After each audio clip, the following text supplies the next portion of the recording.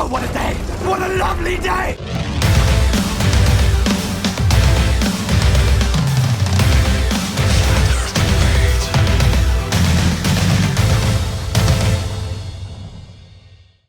Welcome to Flat Earth Debate Uncut and After Show. I'm your host Nathan Oakley, and if you are new to this channel, or you've not done so already, then be sure to subscribe and hit the bell notification icon to keep up to date with the Flat Earth Debate. If you'd like to support this channel, there is a super chat that runs alongside each of these shows while they premiere. There's also a PayPal, Patreon, and crypto link in the info box below the video. Speaking of Patreon, I'm going to do a quick shout out to all of you who do support me on Patreon. So a big shout out to Abraham Mohammed, Adrian Quintana, Alistair Main, Billy Highvault, Burn Fat Till My Stomach is as Flat as the Earth, Chow Young Cat, Dank, Dave Rakier Gafford, David Wayne Foster, Edwin Johnson, Felix Hung, Fireball X, God Rockin, Jeranism, Joshua Balsimo, Kirsten Smith, Life is Short, Matt, Naibai, Qatar Craig, Reinhardt, Renee, Sally Ballis, Sam Hine, Skeptic 936, Texas Mike, the Flat Earth Sun, Moon and Zodiac Clock app, theflatearthchannel.com, Tina Baker, and Tom Herkins. So a massive shout out and big appreciation to all of you for supporting me on Patreon. Now we do have a few people actually in the G Plus Hangout at the moment, so I'll raise the mic on them while I set up for the first live show of the day. Of gas. Right. And a vacuum, if gas is introduced to a vacuum, the gas would fill the available space. Every test ever done shows that happening, not anything else happening. Well, a vacuum chamber is removing stuff out of the chamber. We're not talking about a vacuum chamber. We're talking about a vacuum. I know, but I get you. Your vacuum, but represented on Earth is a vacuum chamber, but you're removing more stuff out of it.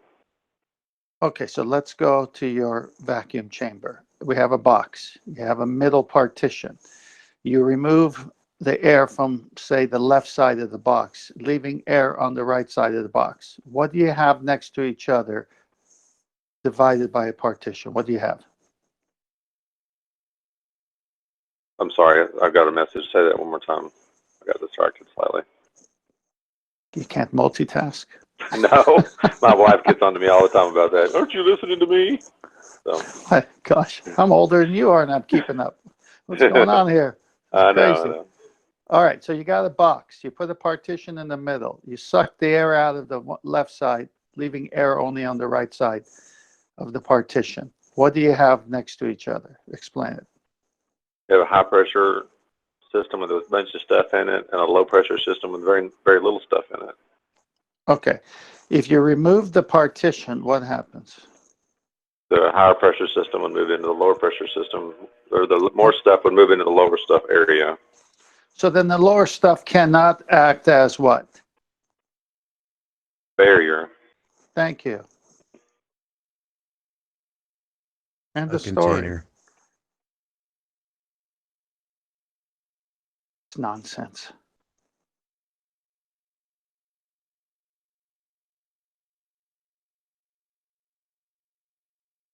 Hey, Flatzoid.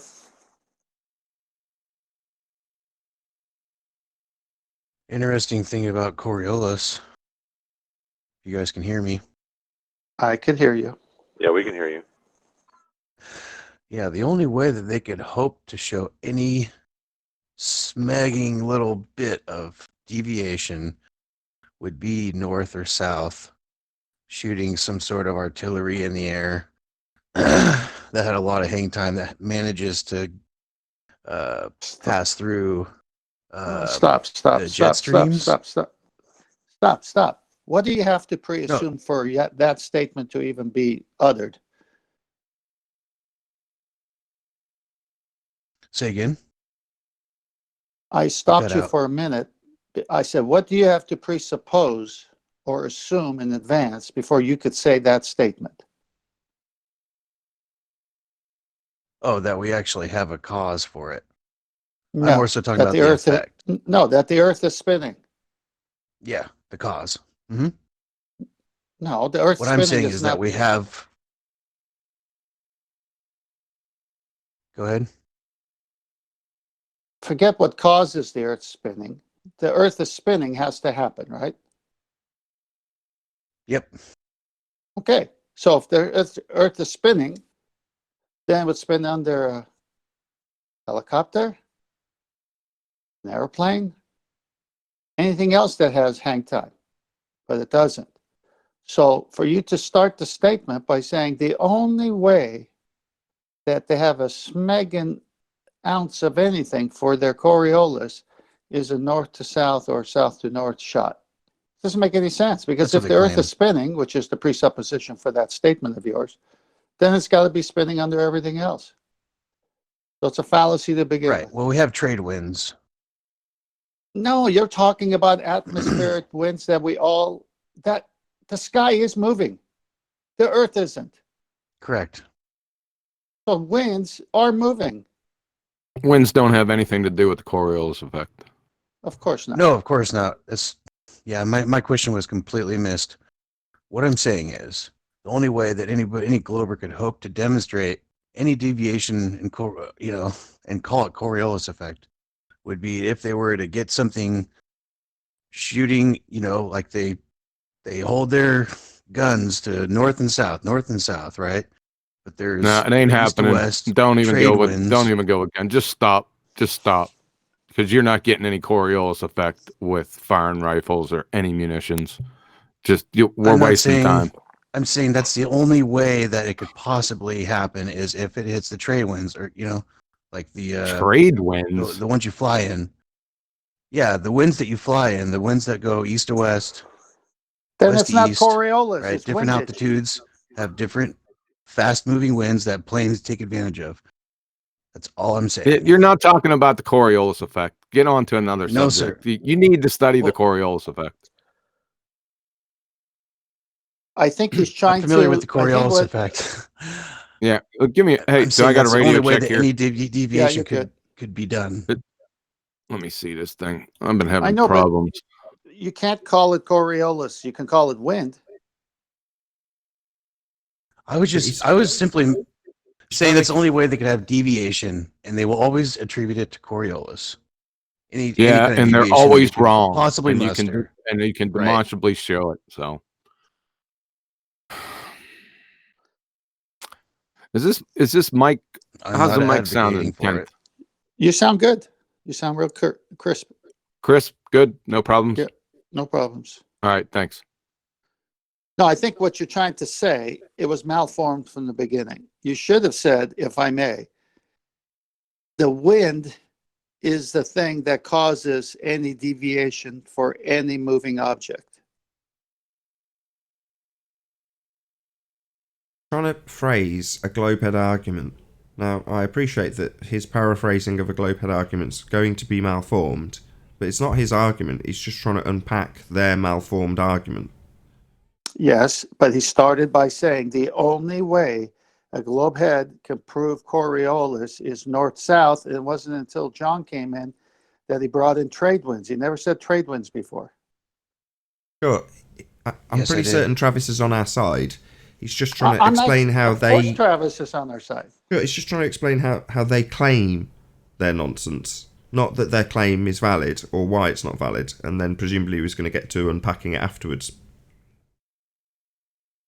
There Look, we I go. know Travis is on our side. It's the way he structured the sentence at the beginning.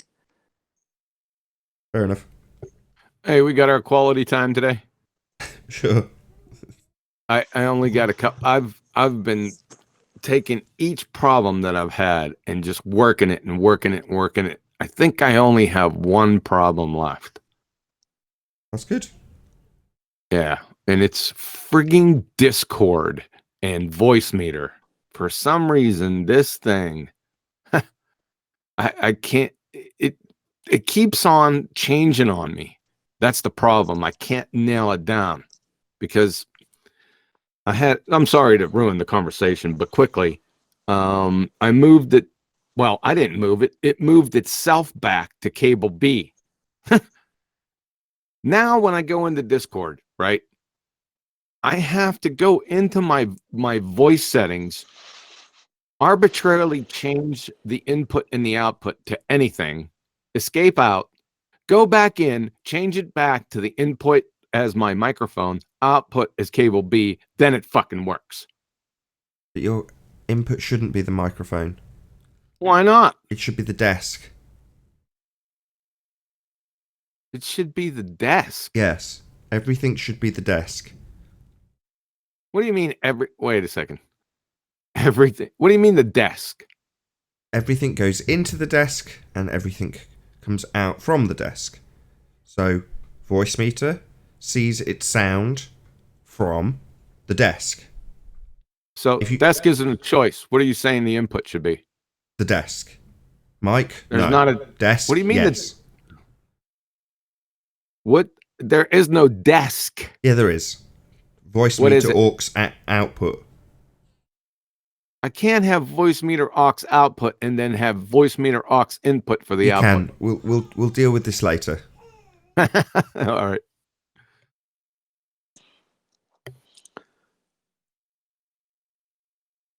And your video says that the input is your mic. I don't care.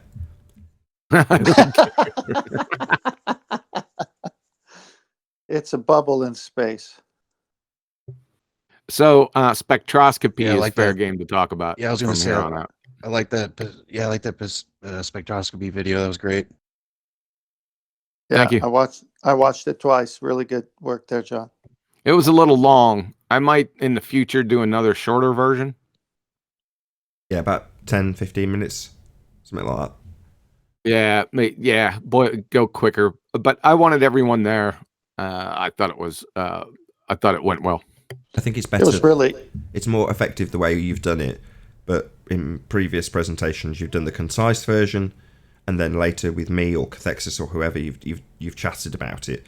And yeah, the second one is a better learning tool. But by the same token, there's going to be people who just want the information. They don't care about the chit chat. They don't need a sharper learning tool to get what you're saying. They can just have it in 15 minutes flat. And yeah, that's. I think that it should be that way round. I do a chit chat about it with the dumbos like me. I go, I don't really understand what a shell is, and then after the fact, just give it as the bare bones information. So I'd say, obviously, it's Right. just my opinion, but that would be the way I would say would be the most effective educationally. Right. Yep. I agree. I would May say I that's say something absolutely here? crucial. I would pose that to Nathan. Nathan, have you done that same concise explanation as content on your channel regarding all of your housekeeping questions, or the housekeeping questions? No.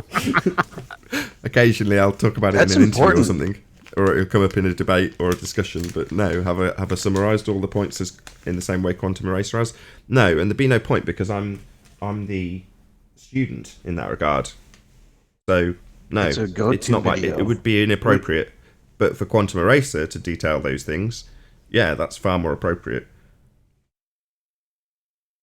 Well, either one of you would be fine. It would be nice to have a go-to video of all the housekeeping questions and then concisely laid out in a manner which can be absorbed quickly and effectively. Over. Fine. Well- I'll ask him now. Quantum Eraser, at some point, would you be happy to do a two-person show, you and I, where we go through each of the 7 housekeeping questions, or 8 now, and unpack them, the reason for the question, the phraseology, and the answer if there is one? I think it's a great idea. Okay, we'll do that whenever Yes. you're next free to do so. Okay. Thank you, Travis. Good idea. not like it wasn't offered before. How do you mean? I told you that over a month ago. I said, thank you, Travis. Staying on. No problem. Yeah, but when Travis said it, he said it in a way that made it seem more convincing. Maybe that's all Well, it is. I said it east to west. Travis said it north to south. I get it. No, I'm only joking. I can't remember you saying that. And probably at the time I'd have been saying no just because my workload was higher. Now that Ballbusters Well, is no longer my responsibility, I do actually get a tiny amount of free time. Yeah. I might have to call on your services in a couple weeks, though. Services? You mean as a guest on the show, right? No, as I may need a fill-in host in a few weeks, just once. You've got to figure out how to just say, "Welcome to Ballbusters. I'm your host. Here's my guests. Now we're talking about quantum science." Yeah. I got you. Hey, did you? It seemed that you still didn't get the energy transitions. Do we want to talk about that at some point? I want you to know that. No, I did get the energy trans. You mean in terms of from one shell to the next based on its energy levels? Yeah, remember you were a little bit confused on, Dr. John D said the ground state, and you said, "Oh, I got it," and then I said, "No, it's the transition from the higher energy levels to the ground state," and you said, I'm not getting it," and then we moved on. I vaguely remember. Was By the that end, when I re-listened to it, I followed along in the same way I did while I was listening for the first time, but there were none of it didn't make sense, if that makes sense. Okay. So I'll watch it undoubtedly again because it's all new information to me, or for the majority part, it's new information to me. Yeah, I know. Yes.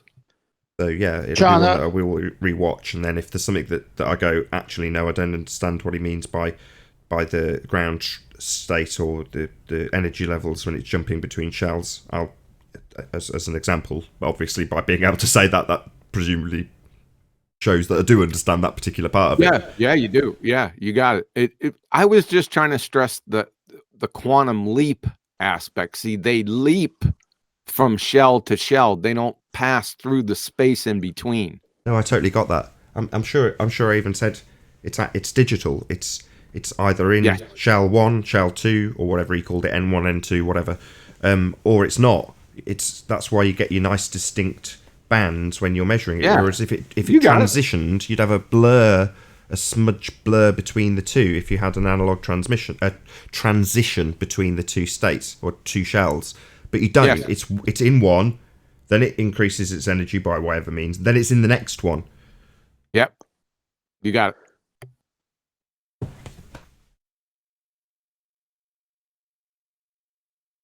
So QE, basically, it's in one, it ceases to be there and exists in another without traversing the space in between. Exactly. It's called the quantum leap. Excellent show. Go live in about 60 seconds. And the proof of that is emission spectra, right? Because you get distinct lines.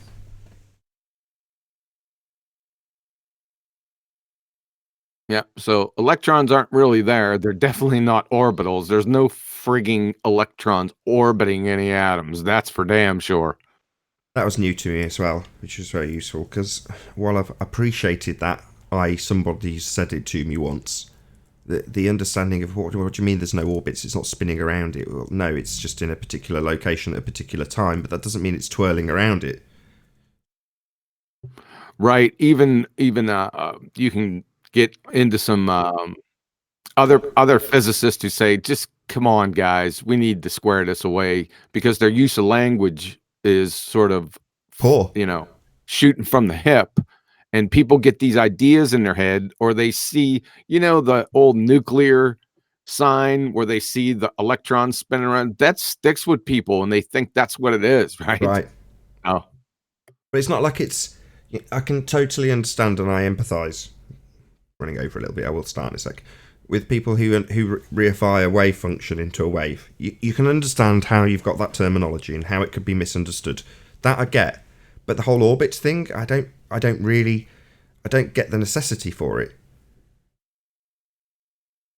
No, it has no bearing on reality. No, whatsoever. I mean, they even say it.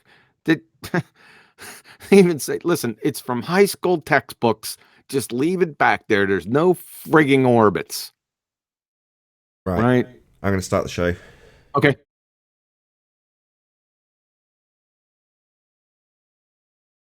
Oh, what a day! What a lovely day!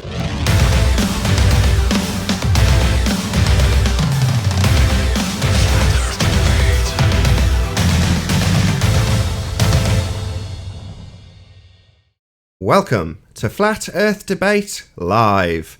I'm your host Nathan Oakley, and if you are new to this channel, or you've not done so already, how dare you, then be sure to subscribe and hit the bell notification icon to keep up to date with the Flat Earth Debate. If you'd like to join the community debate, then go to nathanoakley.com and check out the Flat Earth Debate forum, which you should definitely all join. If you'd like to support the channel, there is a super chat that runs alongside each of these shows while they are live. There's also a PayPal, Patreon and crypto link in the info box below the video. Most importantly, if you'd like to join the discussion, simply mute the page you are currently watching, then click the link in the info box below this video to join the panel and express your views on the nature of Earth. If you do join, please don't swear. If you do, you'll be ejected, and if you are, please don't try to rejoin the stream using sock accounts. You'll be warmly welcome back on the next stream. Please also share the show on social media. Sharing the show obviously increases the live audience, but this in turn increases the chances of a more diverse panel. So please share the show on Facebook and Twitter. And one last time, if you're new to the channel or you've not done so already, then be sure to subscribe and hit the bell notification icon to keep up to date with the Flat Earth Debate. Now we are joined by Quantum Eraser, Paul, 10th Man, Flatzoid, and I think that's pretty much it on G+. Very good to have you all. Good morning. Good afternoon. Good morning, good afternoon, wherever you may be. We've also got a whole bunch of people in Discord. Very good to have you. Good morning, good afternoon.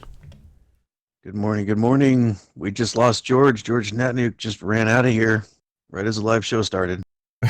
Right, I didn't notice he was even here. Hey ho, we'll plug our way through housekeeping all the same. Any signs of Earth curvature? Not from Gibraltar. Not from Gibraltar. Not from Washington State. I think it's flat. He was sitting on that for a while. That's good, I like that. Any signs of axial rotation of the Earth-based variety? Nah. Yeah. Nope. Any scientific evidence for gravity? No way. Things fall down, go boom, boom. Definitely not. Any signs of a valid hypothesis from the entire history of the fields of cosmology, astronomy, or astrophysics? Nope. Nope. A relatively new housekeeping question. So if you're watching in the chat, in the live stream, obviously the panel, this doesn't really apply to you, but that's a relatively new housekeeping question. So I'll just repeat it. We're looking for any valid hypothesis from any of the disciplines listed now. So cosmology, astrophysics, and astronomy. In the entire history of those three disciplines, we would like to see any valid hypothesis, otherwise known as scientific prediction. We'd like some science from those sciences, please. Any evidence of the distance to the sun? Nope. Just guesswork. Any evidence of a self-perpetuating molten iron core at the centre of a presupposed spherical Earth? Definitely not. Any evidence of a solid core at the centre of the sun? No. Was it a liquid?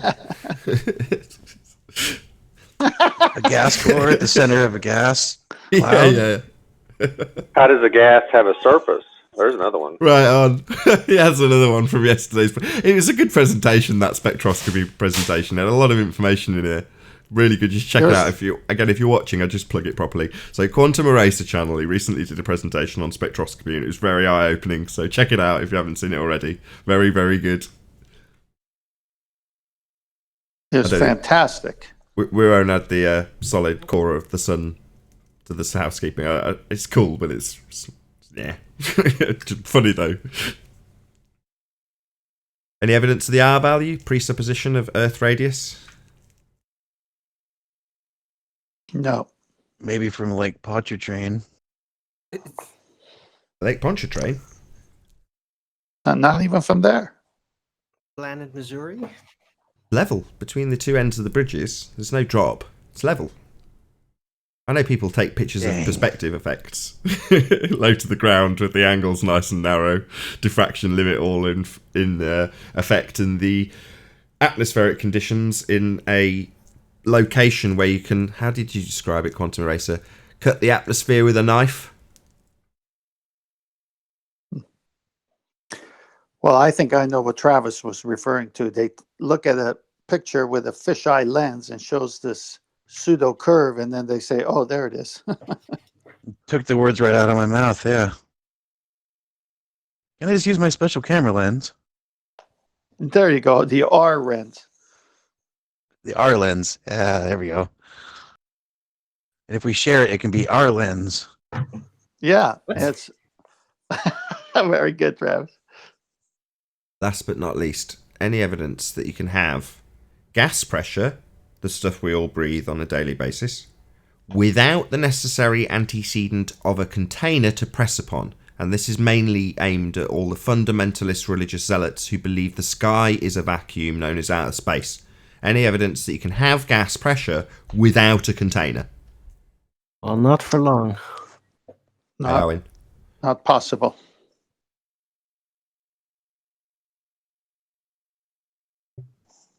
I suppose you could have it, but you just couldn't maintain it, right? Yeah, Arwen brought that up ages and ages ago. It's like, well, in the instantaneous moment that you have an explosion, you've got a gas pressure without a container. It just very quickly dissipates to nothing. The entropy increase is vast and rapid. Right, Arwen? Yep. Exactly. You wouldn't have the explosion without the container, the That's overall correct. container, though, because Yeah, you it wouldn't all have comes air back. pressure. Exactly. It No, always but you comes would back. have a temporary gradient, though. No. With the container, you're talking about something inside the container already. That's the issue. Yeah, it's akin to saying the differential in pressure under and over a plane wing, for example. It's like, well, it'll always come back to this exact same question. Where did you get the pressure from in the first place? Precisely. From walking outside. Yeah, well, that means that there's containment. Because we've got gas pressure, i.e. that argument, the special pleading they apply when they say walk outside and point at their fundy belief in a sky vacuum, that's circular reasoning. When we say go outside, as long as we strap on the fact that by the fact we have gas pressure, you can infer that there is the necessary antecedent. It's a necessary antecedent. So that's a reasonable assertion for us. Go outside, there's gas pressure. Don't have to go outside. Yep. It's funny how they use it and we don't, but it only works for us. That's something I'm working on, Travis. A lot of their arguments seem to be inversions of their weakest, the weakest part of their argument that's then projected onto us. So what is it about their straw man argument with the disc in a vacuum flying up at 8 meters, whatever it is, whatever rate they've got it flying up through a sky vacuum? They've got a disc with boats going over the edge of it, water pouring over the edge of it, and fundies coming here asking us if we've found the edge. All straw men. None of us use at the edge of a flat earth. It's complete bollocks. But they do. They reify the edge of their sphere into the arbitrary position where the sky appears to meet the ground, the horizon. They've got an edge, and they've even got boats going over it. But they tell us about boats going over the edge of a flat earth and ask us whether or not we've found the edge. So I'm like back in the old days of the debates when you saw the rumpusing tools and the various other shite they used to obfuscate points. Occasionally you'll pick them up for when you've got a crap argument that you can't defend. You'll use some of their tools. Well, in this instance, I've gone, well, what are their tools? How do they burn the straw men and offer us these false dichotomies? And one of them is an edge that they go over. Now, I've already forgotten the point that you said that I was about to draw a comparison to, Travis. You'll have to remind me what it was you said that led me into this little rant. Oh dear, I can't. I'm sorry. Neither can I. There was another example of where they're else. projecting basically their own failure of their own model onto us as a straw man. But I can't remember the example you gave. Coriolis? Oh, Yeah, precisely. Yeah, it had to do with Arwen. The reverse of with their Arwen's- argument. I heard both of you at the same time. Go on, Arwen. Coriolis, they literally argue the reverse of the necessity. I see. So the trench dwellers on the globe side will come here and say, "You don't see deviation, and here's why." And it's like, bloody hell, you're supposed to be arguing for it. Yeah, exactly. Good one. Yeah, it was all rooted in the special pleading. So their arguments, their base arguments, for example, like you were saying earlier, just go walk outside. That was it. It's, Go outside. Special pleading.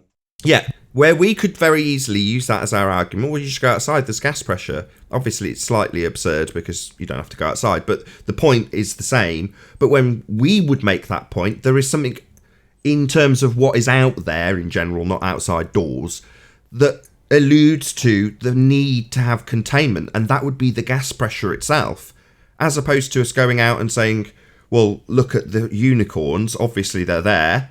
That's not what we're doing, but that's what they would. The fundies say, look at the sky, it's obviously a vacuum, it couldn't not be, we do have gas pressure, special pleading. But that's really our argument. You go outside, there's gas pressure, that proves the sky's not a vacuum. But they're the ones that use it on us. That's pretty funny. That's pretty funny because we could use that argument, walk outside and have cowbell behind it. Yeah, exactly. And same with the edge. Yeah, but we're what I'm trying to get at is that we're pushed away from our strongest arguments with their straw men that they burn, but their projections of their own failings, their own crap arguments get projected onto us. So boats going over an edge, we're asked to justify where the edge of the flat earth is. Having a sky vacuum without gas filling it, we're told that they go outside to prove it with special pleading. But these are actually, if we look at them in like we are now, our arguments, just we're being scared away from our own solid arguments by the defence they use preemptively. That's bizarre, it's isn't again it? to your lungs that actually breathe in the air, which are containers. Yeah. I just wanted to say that how that is indeed noteworthy that literally one of their important claims for curvature is to imagine this literal part of a geometry within sight, the horizon being the leading edge of the sphere, an edge. While at the same time, they strawman us, that's exactly what you said, with a edge that they suppose we have to have. It's so bizarre. Yeah. Did we finish the housekeeping? We did. Did you state the question to the astronomers? Yes. Okay. I missed it. Thanks. That's okay. But there's got to be more examples of this where our arguments are considerably stronger than we appreciate. It's almost, we turn our wins into weapons in our arguments, but it seems that they have a technique to turn their loss into weapons as well. But they just shy away from the people who know the argument. So shout out to Earth is Seriously Flat, who super chats quite frequently here and on other shows. And I didn't realise until today he happened to pop up in my subscriptions feed, or whatever, the home feed. And in his video, he's on someone else's show somewhere else, I didn't gather where, but he's just arguing Flat Earth with a debate panel. And I believe he's debating with M. Scott Veitch about refraction. And it gets to the point where M. Scott Veitch asks him if he denies if refraction is real or not. So I thought, I'll leave a comment for this. I subscribed to him. I'm like, oh, great, another content producer, wonderful. Didn't know Earth is Seriously Flat did that. So subscribe today to Earth is Seriously Flat if you haven't already. But yeah, I thought, well, I'll leave a comment in this. I got good news for you. So I said, I'll leave a comment in this regard and point out that when he says, do you deny refraction? What he actually means is, refraction is real. However, I'm going to pull a little switcheroo and start to arbitrarily apply 7/6R.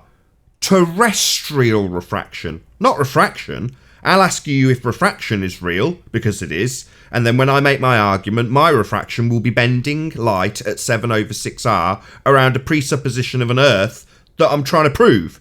So I've already begged the question. That's all they can do. They did it with us 2 years ago, and they've just dissipated from the damaging place where their arguments get smashed into other corners of the internet with the exact same rinse and repeat arguments. Beg the question, assume the Earth's a sphere, then assume terrestrial refraction. Begging the question fallacies on steroids still permeate through our community. From the same bloody people that we've smashed them over the head with. Yeah, M. Scott Veitch. that clown. He couldn't spell cat if you spotted him the C and the A. And Scott Veach, how's that modern synthesis working for you, you doofus? These people know the undoing of their argument. They've heard it. And what do? They continue to perpetuate it somewhere else. What, rather than actually acknowledge that their argument has been absolutely beaten to death? Their presuppositions of our values and terrestrial refraction has been laid bare and highlighted? Do they just think, oh, so long as someone else that's already figured out my lie doesn't hear me say it, I'll get away with saying it? Well, no. They're just overtly lying. They know we know. But they continue to assert R is acceptable to be begged with terrestrial refraction? No.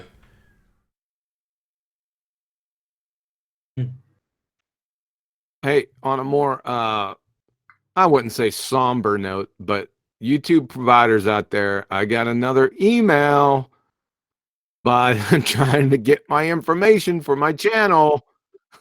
Just to let you know, be careful out there. Yeah, don't give out your password or any account information, even if the email sender appears to be legitimate. In this case, YouTube themselves would be the title of the email that you received, while some scam artist tries to ask you for your password information. Just don't give it. Yeah, don't get Martin Leakey. Oh, don't say that. I don't want it to be like Homered. Sorry. No, yeah. But yeah, Martin Leakey fell victim to this before it was a well-known scam. So it was such that lots of people in his chat thread were telling him that he was producing spam videos. And then he got an email from YouTube saying, you've produced a lot of spam videos. We need to sort this out. Give us your password. Obviously more elaborate than that, with a few contradictions. But, you know, he fell victim to it and lost an account that had almost 30,000 subscribers. So their swindle does work. yeah. It's a tell when they don't email you on the email that your account is signed with. They get another email. Unbelievable. Does anybody else realize that baller tactics are just like the Democratic Party's tactics, and how Yep. dirty and low down they are? Very politicized. More about the winning than about the argument. Yes. It's a distinct correlation. Oh, perceived victory. Doesn't matter if your argument's kosher, so long as you're perceived to have won or defeated the opponent who's arguing against your point. Yeah, both of those exactly. But also, they're just underhanded, double standards. You know what I mean? All around. Underhand? They're not underhanded. They're incoherent.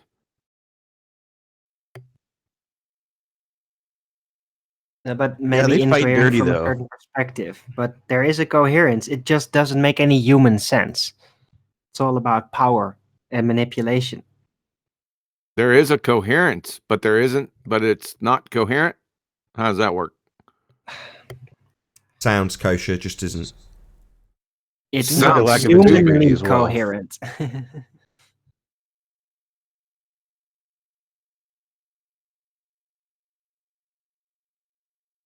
If there's a second of dead So- air, I'd like to give a shout out to a major fan of the show.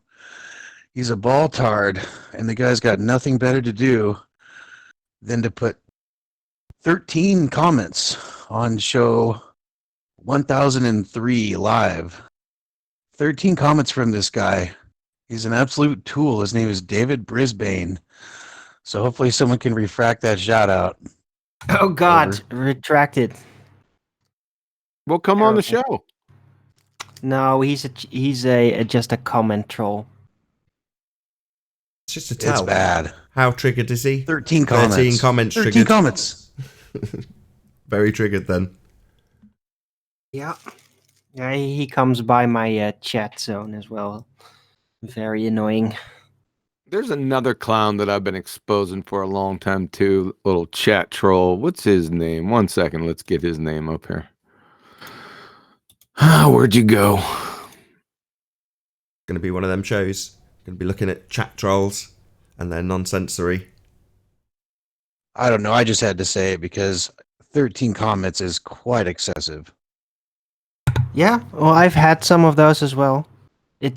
But it seems to be very much phase based. So sometimes they all just get all riled up like dogs in a pen, like "Rah, rah, rah," and then suddenly just all these negative comments all pop out, and then they calm down again after a while, and just nothing. Seems to be a rhythm to it. Yeah, it's mania, depression, and mania. Yep, I think so too. Kosho's in the house. Discord.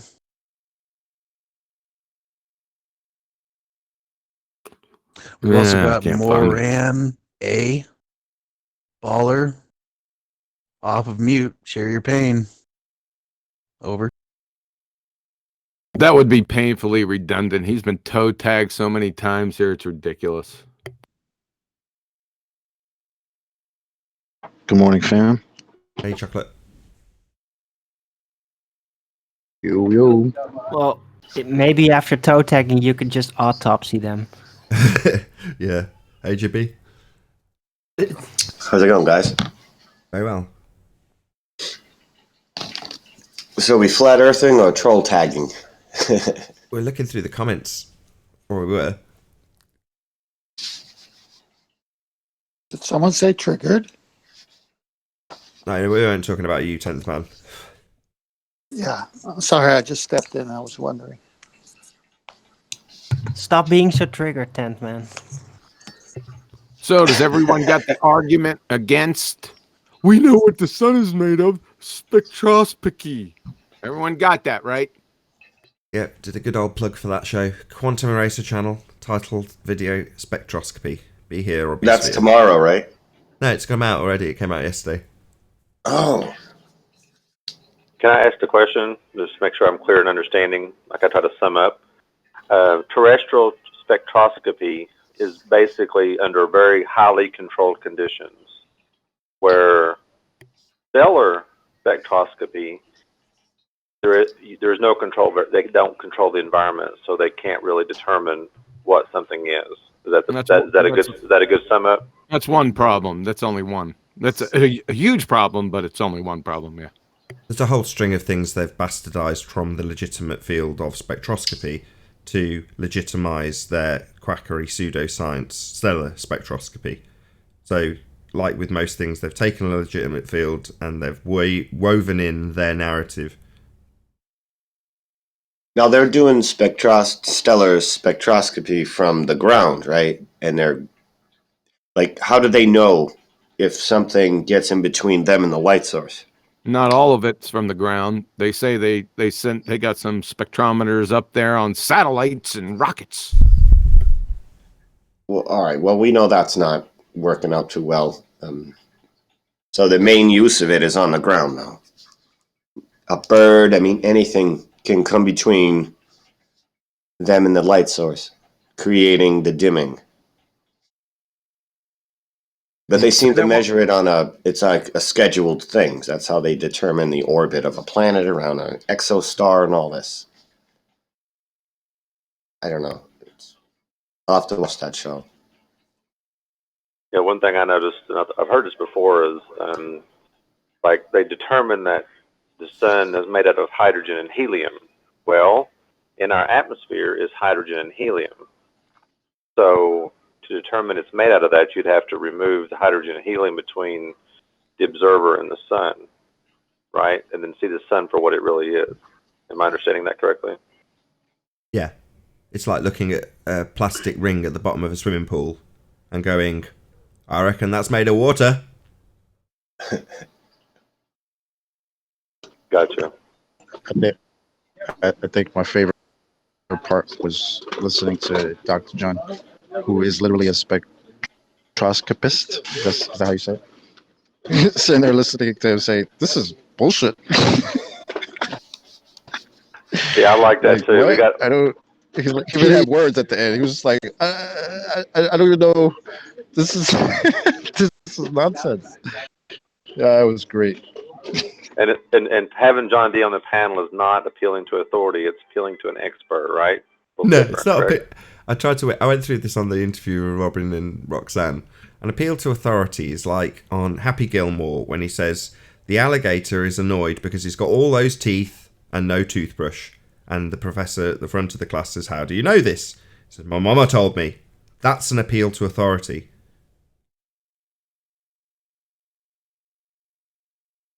So, yeah. John D is an Yes, it's expert. not. So it's different. Expert. It was so comical in the chat. You got people going, how can you just have this one expert in the field? It's like, what are you talking about? Yeah, right. How dare we question an expert in the field about this specific subject he is an expert in? And like you say, there's points in it where he's so exasperated. He's like, he can't get his words out because he's so flabbergasted. Exactly the part I was talking about. Yep. But he's just like, what? It was great. Yeah, spectroscopist is the correct title. Spectroscopist. That'd be Stella. Stella spectroscopy. Shout out to Adam. Shout out to Adam Meakin.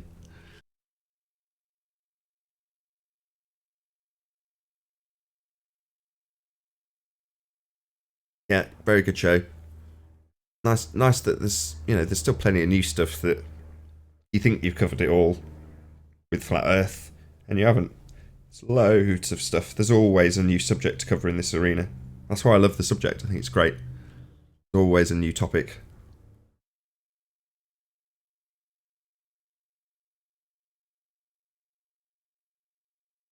I remember first coming to the subject and like day 2, day 3, something like that, and appreciating that all of the questions that you had answers for were suddenly out of the window.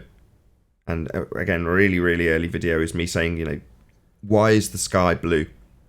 So not only have I never made claims about it, I've, questioned it from day one. What the hell is it? Why is it blue? Now, we know why they say it's blue in terms of the scattering of the light as the sun traverses the atmosphere. Well, you've got the whole heliocentric setup in that explanation. So as soon as the heliocentric model goes out the window, so does the explanation for why the sky is blue. So you go, well, why is it blue? I don't know. But that's just like 1,000,001 other questions that suddenly you don't have an answer for anymore. Now, I rejoice in that. Suddenly you feel like a kid again. Wow, the whole world's really mysterious. It's a really magical place that you don't necessarily have all the answers for. It's not like that scene in the Truman Show where he says, I want to be an explorer. And the teacher pulls down the map and goes, it's all been discovered. Suddenly you go, no, that's not true either. There might be more of it. You just don't know. And that to me is quite exciting. But the majority, I found out very quickly, that's actually terrifying to the majority of people. They want your answer. Well, why do you explain it then? Well, what is the sky then if it's not part of a heliocentric explanation with light being scattered at various wavelengths? What is the cause of it then? Well, I don't know. Isn't that magical? No, you must tell me! I hold you accountable, messenger. It's like, oh, really? Okay, I don't care. Yeah, I'm not going to tell you. I don't know. Why would I? I'm no sky expert. I've never have been. I never have. I never probably will be. But does it mean that it doesn't hold a much higher degree of fascination not knowing what it is than knowing a bullshit explanation for what it was? Because it never was that. So yeah, the world of possibility for me, personally, opened up massively upon discovering the lie. So that could be discounted, that could be discounted, this can be discounted. Well, what's the answer to that now? I don't know, but it'd be a lot of fun finding out. Yeah, we get that a lot. I agree with that, because that's how I feel. Like if I have the wrong answer, I'd rather not have an answer than have an answer that I know is wrong. It's ridiculous. Well, the oceans are blue. At the same time, the sky is blue. If you take a The glass oceans of are black. ocean water, at the same what time, color the is the skies water? are black. Correlation. Pretty much clear. Didn't we just do Good this question. the other day? Yeah, what about if you take a jar of the sky? What colour is that, Jibby, by the same token? Same color as the water, Clear. I would assume. Right? Yeah, but it won't be atmosphere though. Just the air. A jar of air is not air. It stops being atmo when Our it's in a jar. gases are not. Our gases are not illuminated like the planet's gases. Apparently, like the sun apparently illuminates the gases on Saturn, Jupiter, Neptune, Uranus, but not on Earth and not on Mars. For some reason, we can see the dirt or snow or whatever that is on Mars, Why doesn't it do that? Why doesn't the Rayleigh scattering occur on Mars and Earth? The gases are supposed to be colorless, no? Unless ignited by, say, electromagnet. Maybe.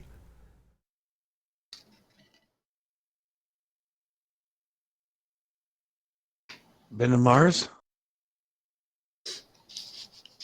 With Mars, carbon monoxide, mostly. Been to Mars? What about Mars? Have you been? No. Can't say that I have. No jump rooms in my past. I'll use that as an opportunity to do a couple of quick shout outs to super chatters. So, Wilson Rivas, thank you very much indeed for the super chat. Any Glober who is demonstrated evidence we have now for flat Earth and can't open his or her mind is either a paid or unpaid shill or unintelligent. Yeah, I kind of agree with that. Unpaid shill, as in shilling for their religion. Indeed, Wilson Rivas. Thank you very much for the super chat. Also, David Rakia Gafford. Wow, $99.99 super chat. Thank you very much indeed, David Rakia Gafford. Really appreciate the support. True prize of salvation, not learning shapes.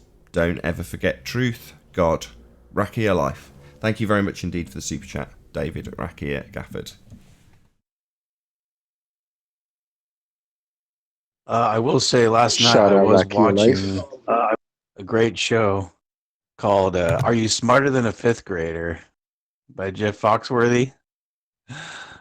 Anybody seen that show? I can imagine the format. I've seen similar things in the past. Yes, go on, tell us. Well, they've got first to fifth grade questions, and I was just sitting there waiting for fifth grade general science questions. And nobody got to them. But yeah, people are mostly not smarter than fifth graders. Most people are smarter than Michio Kaku, who said that the flags on the moon are made of tinfoil. When clearly you can just go on Wikipedia and they'll say that they're made of nylon. But he was just trying to do the excuse department for why we're seeing the shadow of the flags on their alleged LRO. Yeah, but then again, he's admitted on camera that it's basically just all a bunch of guesswork what he's doing, and he never applies science, the scientific method. Right. Sorry to segue straight off Michio Kaku. Sorry, just want to go back to what Travis just said about fifth graders and being more intelligent. Now, Quantum Eraser often references fifth grade general science and how people would fail it. And do you not think it's a weird coincidence that the arguments that we're winning against their religion are taught to you at a very young age, and then in most instances, so much so that it can be exampled to the humility of presumably these game show guests, that you don't remember the fact that you would need an independent and dependent variable cause and effect reasoning. Things of that nature are quickly forgotten about by most people. Like I say, to the point you're highlighting, that a game show host can poke fun at people because a fifth grader will know more than they do, seemingly, when it comes to general science. And yet the arguments we're winning against a religion that is the predominant Western religion is those arguments that are given to fifth graders. Maybe I'm drawing connections where none should be drawn, but it just seems a bit weird that we are actually taught this information. Yeah, and also to defend the show just a smidgen, they do separate the astrology or astronomy questions from the science questions. So at least they do that. Astronomy and astrology, pretty much the same thing.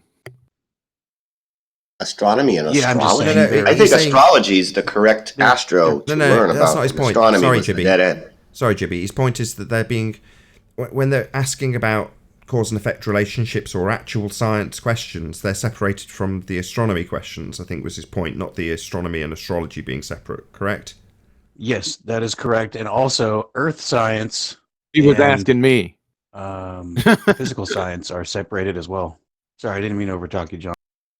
No, he was asking me the question. Yeah, that's what I meant. But it doesn't help because we're just in my humble opinion, we're only told about science in its truest sense so that we understand the magic of the words. So when we're told in 5th grade general science, this proves things, you remember it. It buries itself somewhere deep, so deep that you can't recite it when you've got a load of 5th graders and you're in your 30s or 40s and they're showing you up with this information. But by the same token, you remember it to the point that when a magician says, science proves things whether you like it or not, Neil deGrasse Tyson, and then goes on to talk about the bending of a reification that is space-time, well, then you're going to think he means science because you've remembered from your 5th grade education that science proves things. Because it does. They're just not using science, they're just using the language. So they need to get the principle inside your skull somehow, nice and early, so you forget about it, so that when they use their magic, it's far more effective. Their magic being the use of the language and not the method. They're effectively science posers. You know, I was just thinking about, remember me, I like to sum up, make it simple. Both astronomy and astrology try to look to the stars to answer questions that happen here on Earth. You get that? Yeah, people are looking up at the stars and telling you what the ground's doing.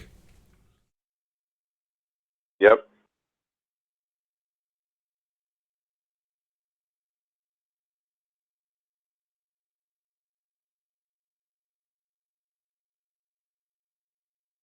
It drives me nuts how everybody looks up to determine down. Hey, Sleeping Warrior. Yeah, I second that. It's absolutely illogical. That's exactly the way I state it too. Well done. Hey, John. Sorry, I'm eating. I'm on mute. Okay, you can listen, and then you can, when you're finished eating, filling your face, you can come back to me with an answer if you would.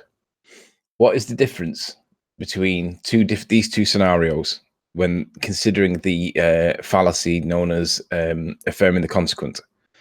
One is I'm drinking a cup of coffee, and in my coffee there is milk, and we know milk comes from cows, and it's not disputed that milk comes from cows. So if I'm drinking a cup of coffee and I claim that there's milk in it, am I affirming the consequent? In contrast, if I argue that gravity is a force and we've never proven gravity, but we just think that it's there and believe that it's there and tell people it's there and write books telling people it's there and influence nations by telling kids that it's there, but we've never demonstrated it, proved it, or demonstrated any part of it. We just think that it's there. What's the difference between the two positions? Because one we know is not contentious. We know that milk does come from cows and we have it in coffee. And the other one we're arguing over bitterly. But they both seem to be the same in the sense that one seems to be affirming the other, but one's contentious, one's not. What's the difference in the context of affirming the consequent? If he doesn't reply, I'll formulate it into the affirming the consequent, your first section. If he does reply, obviously. But we'll give it a couple of seconds. No pressure, John. Take your time. Okay. Apparently you can milk an almond, because there's almond milk. Yeah, I know there are other points, but it's not contentious if I say I'm drinking a cup of coffee and in it is milk, and we know that milk does come from cows. No one's going to argue that, right? Yeah, but that's not the fallacy you're formulating. That wasn't the fallacy you came out with. What you came out with was, if I'm drinking coffee, P, then the coffee will have milk in it, Q. Well, the affirming the consequent. If I'm drinking coffee and it's got milk in it, it's not a problem because we know that milk does come from cows. Let's try it again. If I'm drinking coffee, P, then it contains cow's milk, Q. And then you affirm the consequent by saying, my coffee does, my cup does contain cow's milk in the coffee because I'm drinking a cup of coffee. So you're just affirming the consequent. Okay, so let's. Yep. But hold on. The fallacy is that one doesn't necessarily follow the other. So you've already had almond milk pointing out. So if you say, if I'm drinking coffee, it must contain cow's milk, then I have got cow's milk in my coffee because I'm drinking a cup of coffee in a very basic form. But it could contain almond milk. So it's just a logical fallacy where the first thing doesn't necessarily follow the second, or the second doesn't necessarily follow the first. Sorry. Also, you can just drink black coffee without milk. Yeah. Yeah, exactly. It might not have any Sure. milk. Yeah, exactly. But Okay, I want to give an example where somebody's accused me of affirming the consequent, and it was in relation to gas pressure having a gas pressure requiring a container if you're in a vacuum. Because obviously we know that you can't have gas pressure in a vacuum without a container, right? You've got to have the container of some kind. And he was saying you're just affirming the consequent, and I'm like, why is that not affirming a consequent? I understand that if I drink coffee with milk in it, the milk must have come from a cow. Therefore, am I affirming the consequent by saying that gas pressure requires a container? We see gas pressure, therefore there must be a container. Why is that not an affirming the consequent? no, an affirming the consequent is a formalized fallacy. So it's got to be in a particular structure. So if someone accuses you of affirming the consequent when you're actually expressing the antecedent, that's probably the wrong terminology, but you're describing the antecedent required to have gas pressure as opposed to affirming the consequent, which is to make your first statement make sense because you've got the second statement in play. Well, having your cup of coffee doesn't mean it necessarily has milk. That's also an affirming the consequent where you've said, well, I'm not. But that's the difference between affirming the consequent and having an actual antecedent-consequent relationship. You can't have gas pressure without a container. You're not affirming the consequent. You're stating the obvious. There's a big difference. Exactly, right? Exactly. And milk doesn't only come from cows. No, I know that, but it's not contentious, though, is it? But the gas pressure without a container point is contentious. And I'm asking, how is it? I just want to round out what I was going to say in your defense. He just explained it to you. I'm nearly there. So what I would say to anybody who claimed I had affirmed the consequent would be to say, fine, formulate my fallacy into that which you claim. Give me the if P, then Q, and then the Q, therefore P, of what I am claiming when I declare, correctly so, that the antecedent for gas pressure is a container. That's a statement of fact, not an affirming the consequent. So you just ask them to formulate it for you. Go on then. Formulate what I've said into if P, then Q, Q, therefore P. Let's see how you get on.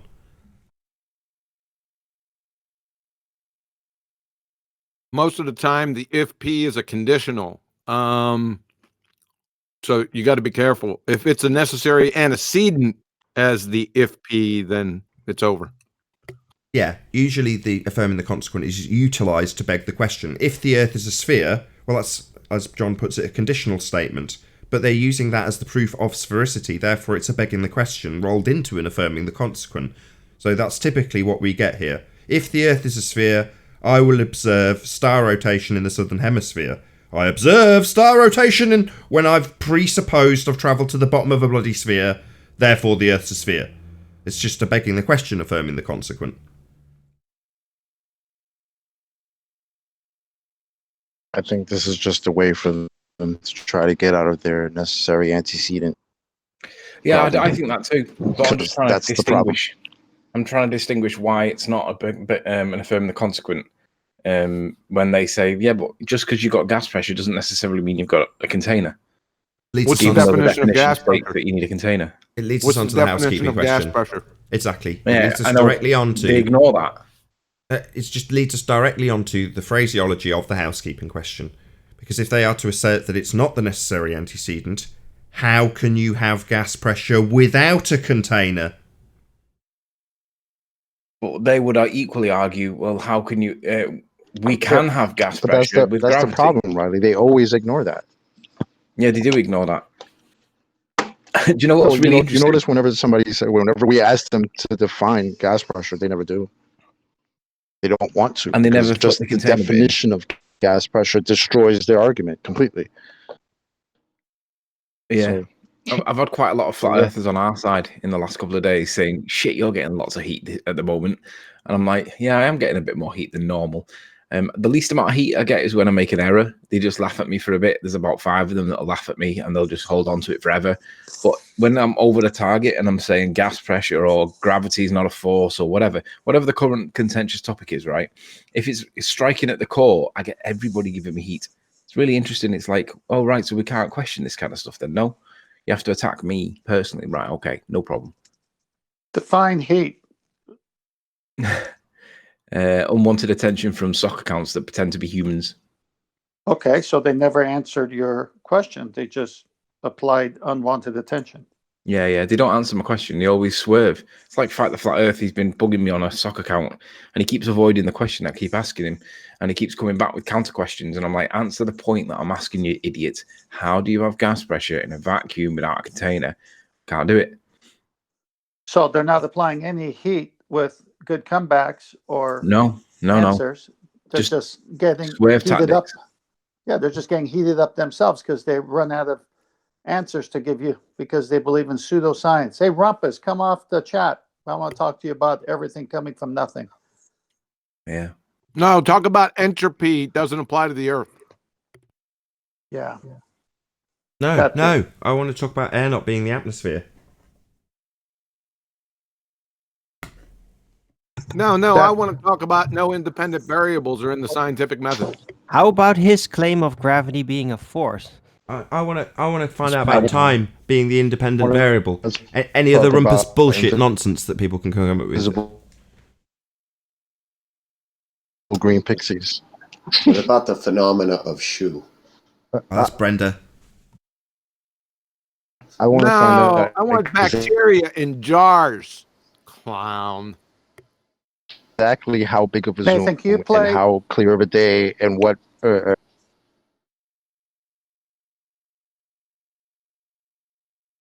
Nathan, can you play Michio Paul's Kaku's maths. short statement? Can we Problem is, You're Chocolate's breaking up. losing his connection, so he See doesn't know our how bad own he's act. rumpusing everybody. You've Shut got up, a bad, Chocolate. you've got a bad connection. Yeah. And you can't hear that you're Hey, Chocolate, you're rumpusing everyone, by the way. got a bad Can you connection. So play he Michio doesn't know what he's Kaku's doing. soundbite? The rumpus soundbite. I've been on mute The Michio for Kaku like soundbite about the a minute. scientific method. What are you talking about? He's saying, Wow. I don't know what you're Your talking about while connection he's sucks literally today, Chocolate. rumpusing while he's rumpusing 10th man. Comical.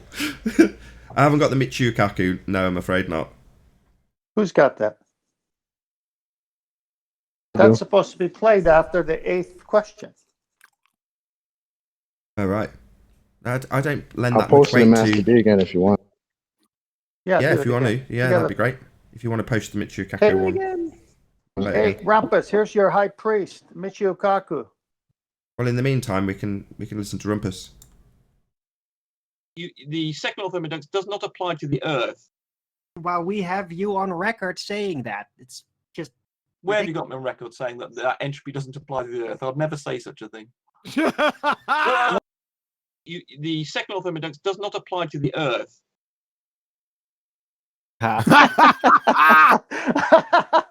nice to have me in there as well. Love it. Cool. Thanks for immortalizing me as part of that clip.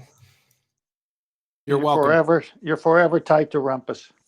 Yeah, Well, I have no problem with, well, no. Huey put that together. I don't know. I think that, let's never mind. That's right. Stay away from that one. I got another one too.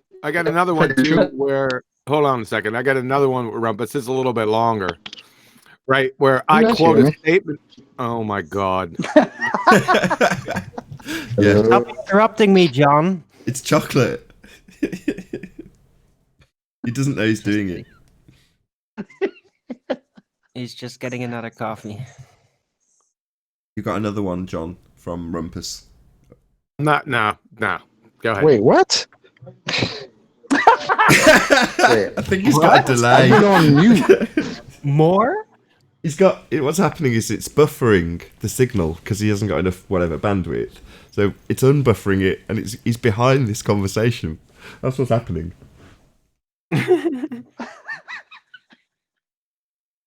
So we have a delayed chocolate. Yep.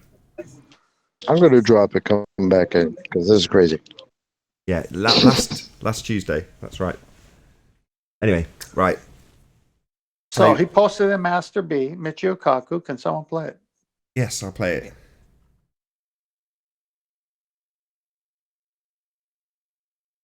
Huh, I don't see it. He said he was putting it there. No, he hasn't. I'll go find it. So, did you say you were going to post it in Master B or had posted it in Master B? Chocolate. You said I was going to repost it. My check, my It's in there. check. Yeah, we hear you now. You sound like you're in sync. I'm okay now. Yeah, I got it. Because I was on mute. Got it. People were like, "Chocolate, you're talking." I'm like, what? All right. Cool. I got it, guys. Yeah, do you want to play it or do you want to post it? Yeah, One or yeah. the other? Yeah, I'm gonna share my screen. All right, you got it? You Yeah. ready? You can go make more observations, and it's a very, very tedious process. The audio's terrible, Arwin. Give up. It's rubbish. Can't hear it properly. If you just post it, I'll play it. Okay, I'll repost it. Thank you. So you can find. Oh wait, Well, but wait. it's a raw video. It's That's okay. okay. We know the world is rotating, and we know the atmosphere is not rotating very much with respect to the Earth. Therefore, the atmosphere is rotating with the Earth. It's very simple.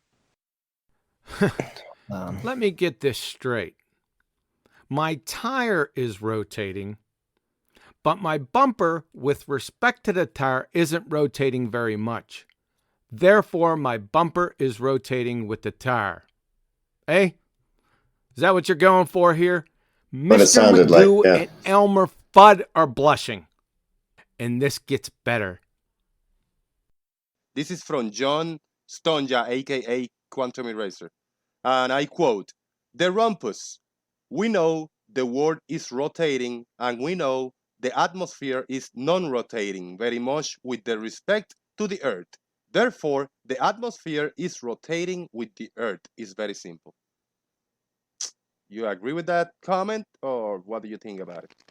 Sorry, I got distracted by another Okay. comment. Sorry, can you repeat that? Quantum Eraser says, "We know the world is rotating, and we know that the atmosphere is non-rotating very much with the respect to the Earth. Therefore, the atmosphere is rotating with the Earth." Is very simple. But it's contradicting. But it's a contradiction. It's a contradiction. Yeah, that's right. Alert! Newsflash! You said it, Rumpus! My word. Listen, here's some advice. You need to return to your true vocation, picking up cans alongside of the road. Supervised! Science, we always say that you make I observations, you have a theory, you go make more observations, and it's a very, very tedious process. Wrong. Nobody that I know of in my field uses the so-called scientific method. In our field, it's by the seat of your pants. It's leaps of logic. It's guesswork. It's guesswork. It's guesswork. I like the word leaps of logic the most in there. So-called Biggest scientific method. He almost said no one understands the scientific method. Did you catch that? Well, he said seat of your pants, so they're all asinine comments. No, No, I didn't he catch that. almost said no one Wow. understands. Let's just listen If again. you listen back to that real closely, you'll catch him. Everyone stay on mute for a sec. Science, we always say that you make observations, you have a theory, you go make more observations, and it's a very, very tedious process. Wrong. Nobody that I know of in my field uses the so-called scientific Right there. method. In Yeah, our Yeah, field, you it's got by it, the indeed. seat- No one in my field uses the so-called scientific method. Exactly, you got it. He doesn't understand it. Ow. No one in his field understands it. Yes. Well, why So would they? his field is mistakenly interpreting themselves as being scientific. That's basically what he was going to. Yeah. If you're a race car driver, you've no requirement to know how a motorbike operates. And he's not operating a motorbike in this analogy. The motorbike is the scientific method. And he doesn't know how to utilize it because he doesn't utilize it in his field. So why would he need to or understand that method? Because he doesn't use it. It's by the seat of his pants. It's guesswork. Leaps of logic. Wow. Wow.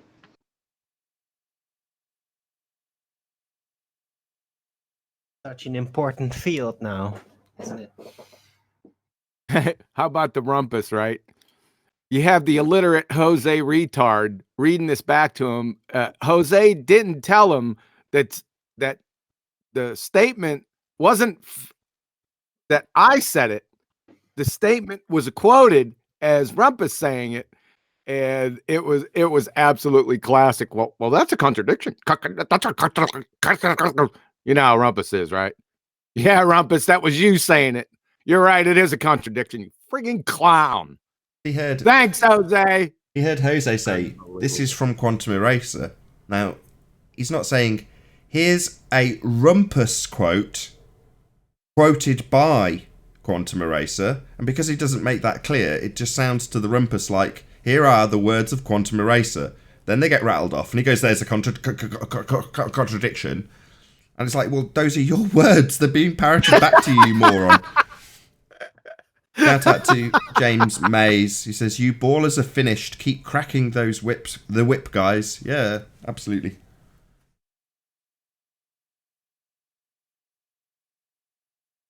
I mean, people have started to twig.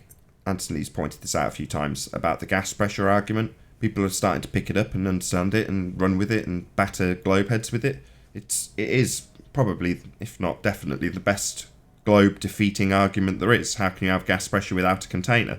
Sounds simple, easy to pick up, and people have. But going forward, I'd like people to pick up and start to understand the distinction between science and pseudoscience, because that's the how of the globe lie.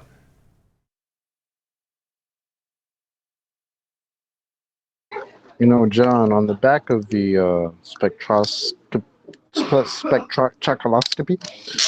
on the back of that, right? I think we got to go back over that sun temperature profile thing that you did before, because I was talking about that for a bit yesterday on Discord, and people didn't really know what I was talking about.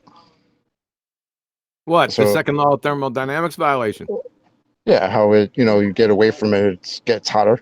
Yeah, like they were listening to. They were like, "Are you serious?" I'm like, "Yeah, bro. You guys didn't hear this?" So that's sun profile. I think we should go into that a little bit. I think that would be. Well, it's supposedly a microwave-like function, right? Yeah, like How they describe it. The inner part is cooler than the outer part. Like, how does that work?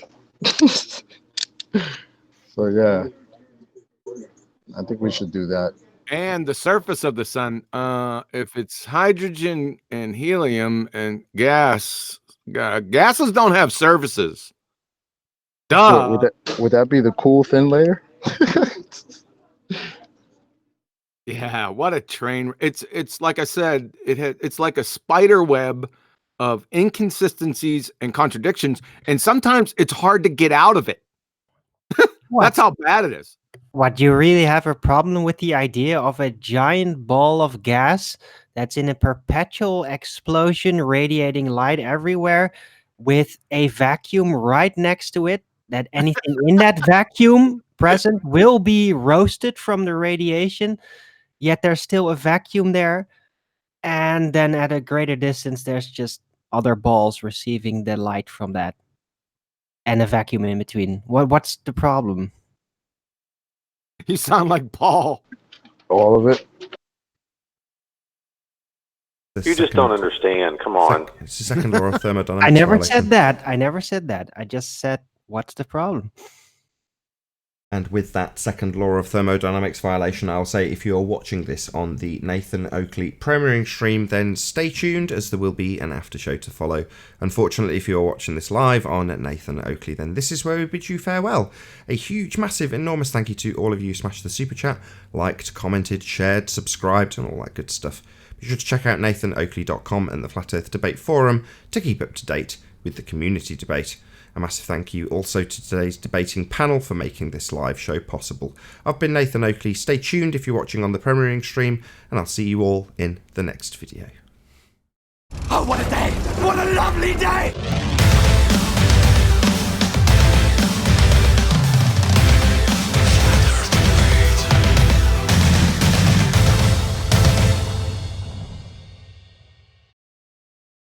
Perpetually going on, yet keeping to itself right next to a vacuum where still energy is radiating through, but it's still a vacuum.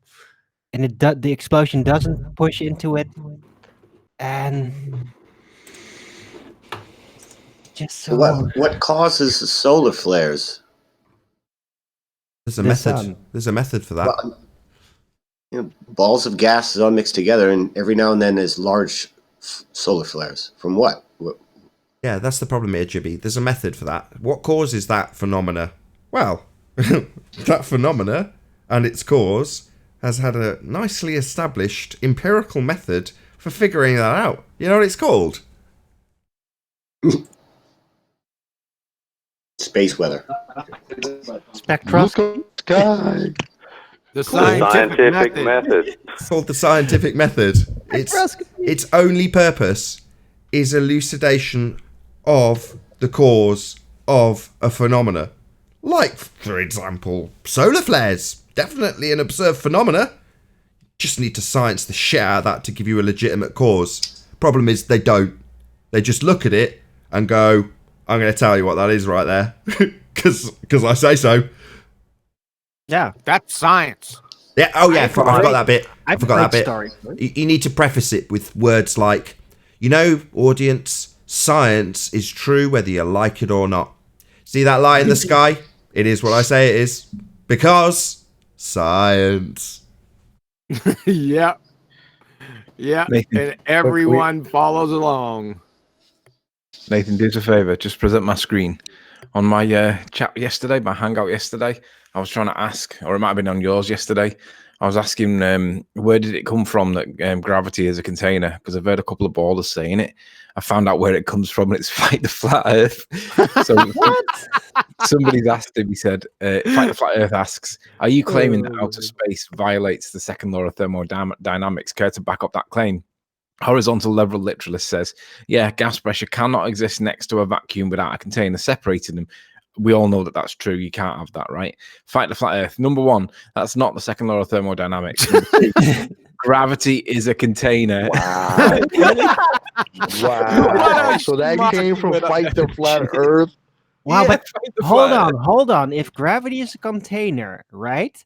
And gravity is the bending of space-time, how is that going to work? It doesn't. knows. It's nonsense. Let's just wrap that on the head, Darwin. Well segued. No, the bending of a conceptual medium known as space-time giving rise to a non-force force that you can think of as a force called gravity will not give you any containment for gas pressure. No.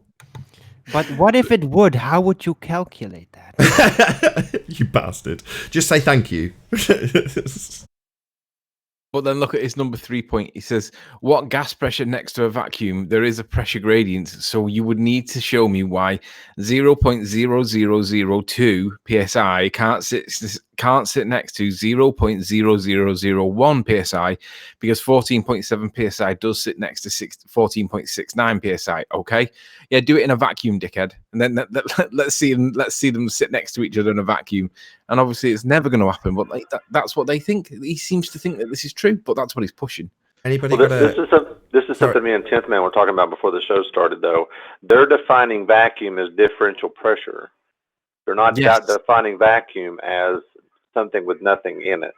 And they're also relating it to like the atmosphere, because we can have like a different gas next to, like the tank of sulfur hexafluoride with a little tinfoil boat in it. We can do that within a container, right? We can do that within a container, but you can't do that in a vacuum, which is the problem. So they're always relating the atmosphere with the vacuum of space as just a lower pressure. Therefore, they're interchangeable. And I'm like, it's the pressure that's the issue, not the gases or the whatever. It's the differential between the two pressures, one of which being a vacuum, that's the issue. Well, we covered this earlier on the show. The response to this is always the same, and it's no different for this example on screen. Where did you get the gas pressure from in the first place? So he's got 0.2 psi next to 0.1 or whatever he's got. I was going to ask, how do you translate torr into psi? I'm pretty sure he's a few orders of magnitude off with these numbers if he's claiming that the 0.0001 psi is space. I'm pretty sure he's a few orders of magnitude off there. Maybe I'm wrong. I haven't got a translator. It depends on where he's got space at, but he's a schmuck. It's not the second law of thermodynamics, so gas entropy is not the second law of thermodynamics, huh? You schmuck. What is the second law of thermodynamics? Maybe rumpus is contagious or something. I don't know. I was asked Rumpus's that, mind is the container. I was asked that the other day by Robin and Roxanne, and I said the increase of the dispersion of entropy instead of energy, and I was kicking myself as soon as I heard it back. I was like, bollocks! I've said entropy when I meant to say energy. But there we go. Such is life. I want to share with you guys another topic now. I want to change topics, right? Antarctica. Some people argue if the Earth is a flat plane, there might be a dome over us. There may be, may not be. Who cares? But my point for this is just go with me for a sec. If we were in Antarctica and we were on a flat plane, what's the word that you would never use in a million years if we were in Antarctica on a flat plane? You would never use the word dome, right? Anybody disagree with that? I don't understand your context. If we're in Antarctica and we live on a flat plane, I would never utter the word dome. Yeah, we'd never have the word dome in anywhere in Antarctica because we'd want to hide it, right? The word dome wouldn't appear. Now you've got hiding it. Hold on, this is too confusing. You're going to have to give us a lot more context because now you're talking about hiding things and me being on a flat when you plane. say we, who are you speaking about? We, Riley? If we were a Ball Earth team of scientists, fine, we would not have. See, that's what you left out. Yeah. The Ball Earth team scientists. Okay, there you go. Now continue. Look at all these things on screen, right? These are all different domes that appear in Antarctica, right? These are human constructs, buildings, if you will. And they're all Fuchs Dome, Dome Argus, Law Dome, Dome Charlie, Titan Dome. Now, I'll be honest, these are all new to me. I didn't know these existed until very recently. But of all the building types and structures to use, right, if we were under a dome, you wouldn't put domes in Antarctica, would you? Because you're basically telling the world that there's a dome. It's almost like they're telling you the truth in plain sight, right? Now, I didn't know these domes existed, right? These constructs, these scientific creation things that they're building or they're using. But check this out. I've got an article here that shows what these domes look like.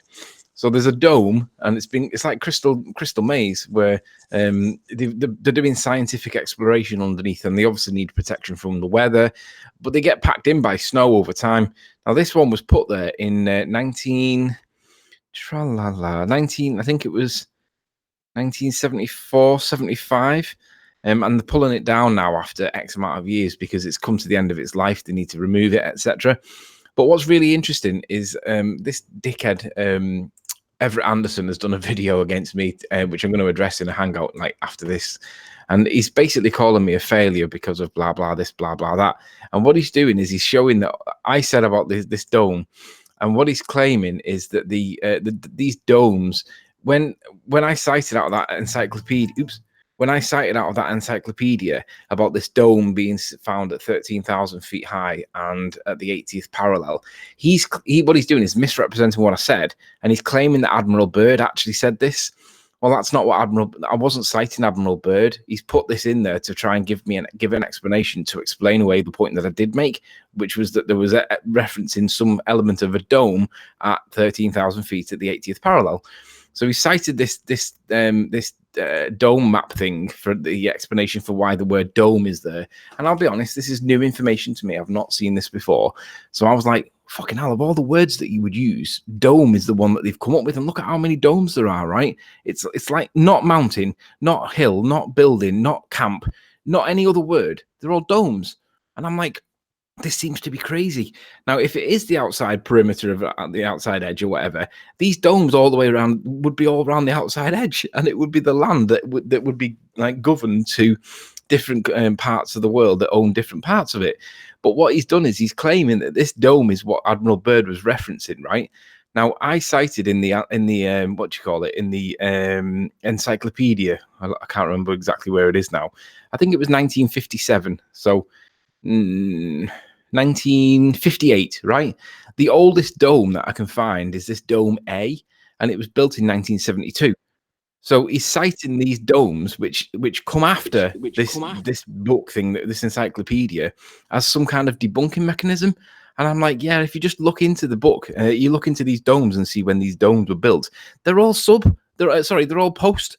So he's not debunking me at all. He's telling me that these domes were built afterwards, and it's like, so hang on a minute. They found evidence of a dome at 13,000 feet at the 80th parallel, and they now just have all these things called domes all the way around the outside edge. I've not come across this before. It's new, but I want people to be aware of it because these dome things, you would never use the word dome, would you? You'd keep away from it at all times. So does this provide any proof of a dome? Unless that's a narrative they want us to be holding up for some reason, or they're preemptively presuming that people are going to start looking for a dome there.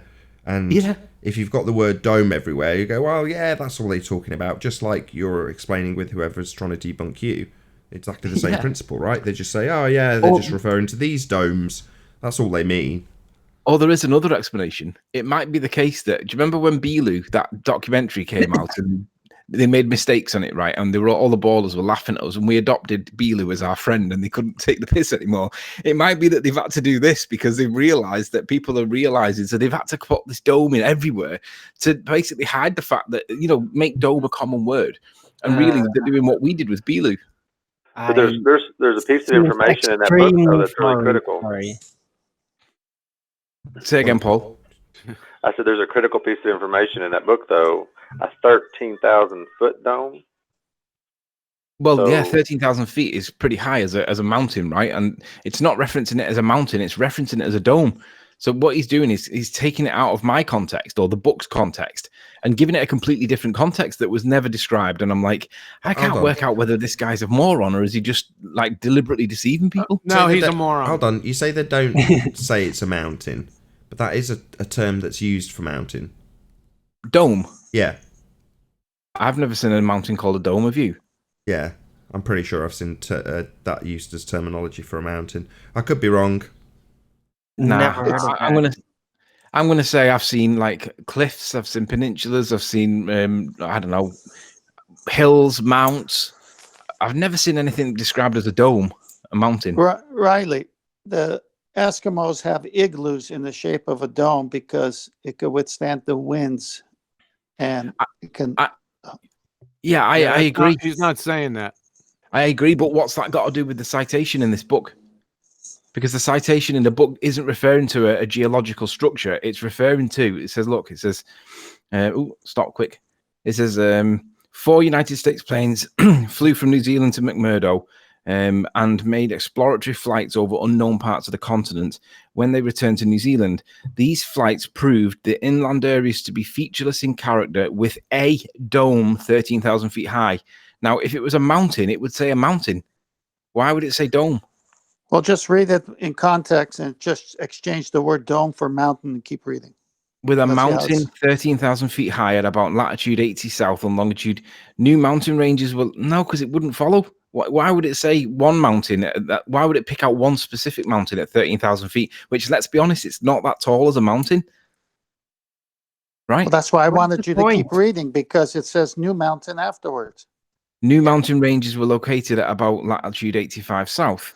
Why doesn't it say new domes? Yeah, that doesn't make any sense. If there is any dome, it's only going to be one dome. So why would there be multiple domes? You wouldn't call a mountain a dome. Or you would. Why would you have multiple domes? Doesn't make any sense. I agree. Well, unless you would. Then your point is mute. It doesn't make Sorry, it doesn't make any sense. Well, you would. Oh gosh, Anthony, go back to that site. So then you would read, new dome ranges were located at about latitude 85. Yeah. That's my point. It's definitely not referencing the dome, which there only should be one of, if there is Anthony, any. read that again. Hold on, before you do. Hold on. Dome mountains are formed where a region of flat-lying sedimentary rock is warped or bowed upwards, making a structural dome.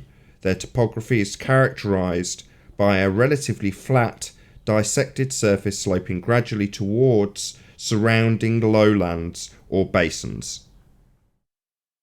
Sedimentary. Yeah, that's fine. That's fine for a definition. Go ahead and read that again. Right. Go ahead and read it. You use with sedimentary written in it, Nathan. Say again. You use the word sedimentary. Can you read that sentence again?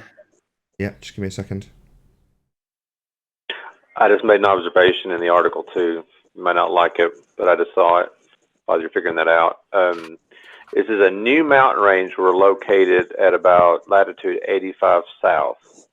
So that means they found a dome at 80 degrees latitude, and they went a little bit further in and found another mountain range at 85 degrees latitude south. So technically, that dome could be a mountain. Because if there was a dome there, you wouldn't be able to get to the next latitude. You would be able to stop and not go anywhere. Yeah, but the dome's at 13,000 feet at the 80th latitude. I'll just read it again. Dome mountains are formed where a region of flat-lying sedimentary rocks is warped or bowed upwards, making a structural dome. Now, it doesn't say a dome mountain, does it? It says a dome. If it meant dome mountain, surely it would say a dome mountain. Well, Nathan has a point with them putting things in there. So why would they say dome in one and then say new mountain in the other?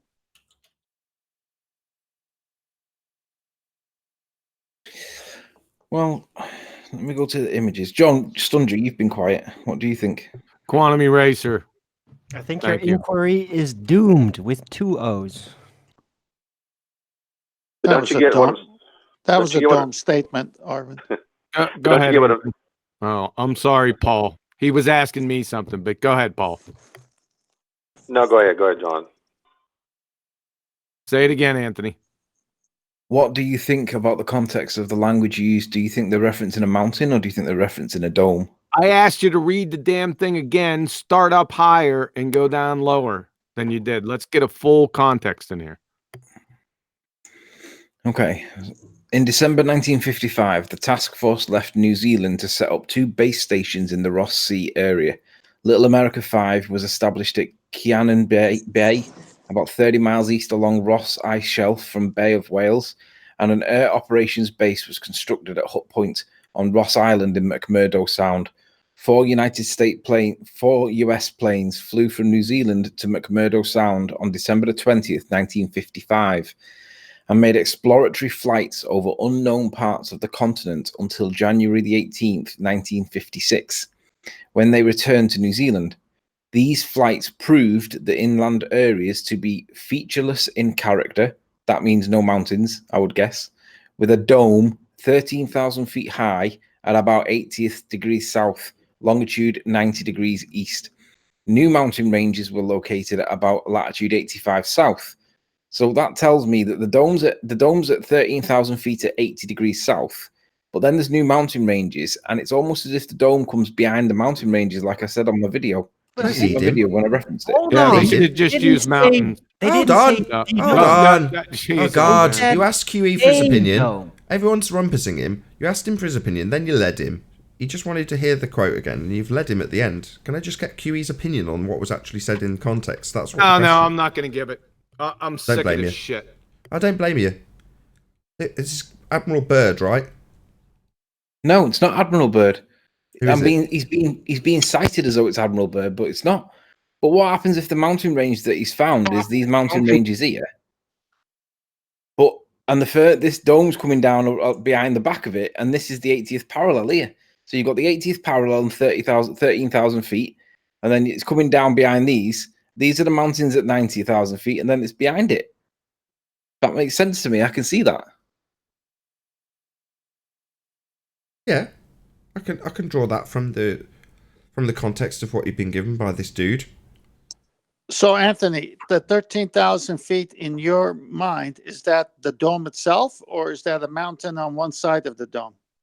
It seems, the way it's written, it seems to indicate that it's the dome itself, because it says Well- a dome. Well, then how would they measure the dome, if it's the actual dome, as you say? It would be higher than 13,000 feet as it kept going. Not if it's coming back down again, because it's the outer edge. So you're measuring it at a 13,000 foot level of the dome, but there's a higher level and a lower level, is what you're saying. I'm saying that if there is a dome and it's coming down because there's got to be an edge to it, right? It makes sense that that reads as though at 80th, the 80th parallel at 13,000 feet, it's on its way down. Then at 85, there's a new mountain range, and then at 90, perhaps that's where the end of the dome stops. Right, but then you're measuring the edge of the dome, not the top of the dome. Yeah, but it doesn't say the top or the edge of the dome. It just says a dome at 13,000 feet, right? Right, but if dome was interchangeable with mountain, the question is, why do they say new mountains afterwards? That's his point. Yeah, but why would it say a dome? A, yeah, A. Well, wouldn't it be the dome if it was implied that it was God. encompassing all of it? No, A dome. A dome. And there's another problem that you guys aren't seeing, and I've tried to explain it. On the map, where would the 80th parallel be, and where would the 90th parallel be? We don't know. We've got no idea. We've got no accurate map. Okay, just on the current map that we understand it. Why? What's the point in that, Paul? Well, because if the dome, if the 80th 80 degrees south would be further inland on the map. So if you're saying they found the dome at the 80th degrees south, then you couldn't go past that if there's a dome there. No, you got it wrong. Well, tell me wrong. No, Then they're explain not it to me. saying the ground level of the dome, Paul. I'm arguing that this could not be the dome itself. I'm arguing there could be a feature that I'm arguing what Nathan's saying. I mean, argue it's not the dome, so to speak. I don't think you understand what I'm driving at. Go ahead. Tell me I'm wrong. Go ahead. I'll shut up. So what if what it's describing is this? So at 13,000 feet, there's the 13,000 feet reference it's got in the book, right? And what if it's referencing that part of the dome that's there at that latitude? So if you were to put a line going down, like I can't put vertical because it would fall right in front of the mountains, but just to scale it in your head, this is in front of the mountains at 13,000 feet, 80th degree parallel. There is the dome, right? A dome. But at 85 degrees parallel, there's mountain range, new mountain ranges. But then the dome falls behind it to 90 where it meets the ground. But maybe you can't get to it because it's the point where the sun no longer lights it up. And liquids that are previously in gas form start to become liquids. And this black area is the oceans of the heaven that we can't get through. What if it's describing this? Because that to me makes sense. Arwin, I want to know what you think because you kind of would relate to this. And he's not here. I haven't started talking yet. Just ask me. Well, I did ask you, and you said you didn't want to talk about it anymore. That's true. Do we have any evidence of a pendy sky? Hold on. He's waiting for a bigger fanfare. I want to know what I do actually. I'm not being sarcastic. I'd like to know what your thoughts on this are. I've got strong opinions. I haven't expressed mine really strongly Who you yet. talking to me? Yeah. Who's going to pipe up? I like the conversation. Yeah, I It's better do. than talking to Rumpus. That was a trap. 10th man, Stop you fell walking right in it. eggshells. John, just answer the fucking question. Come on. Oh, God, that's not going to work Everyone either. keeps interrupting me, Anthony. I'm getting pissed. Right? I'm sick of it. Should we set you up a GoFundMe? Fucking hell. Oh, God. This isn't going well. I'll try again. I just want to hear QE. Please, nobody else. Right. Now, technically, we're not looking at the technicalities of what this encyclopedia is saying. We're just looking at what it's implying. And the way that article is set up, it's incoherent. That's my opinion. I agree. It says a dome, not the dome. Yeah, a dome. Well, there would only be one dome, wouldn't there? Yeah, but that's what you're implying, not what the actual article is implying. Well, the article. What is the article implying, in your opinion, Arwin?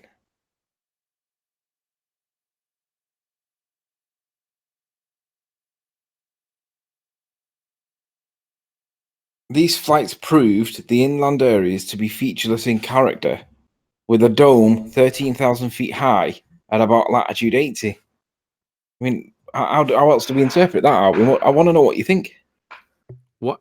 Why would they use the term dome is the question. Exactly. Of all the terms to use, that would be the one you wouldn't use, right? What? Look, I don't know if I'm just roughly speculating, and this is not, rough speculation. It could be interpreted as that there is some weird dome structure there, like a bubble. 13,000 feet? Yeah.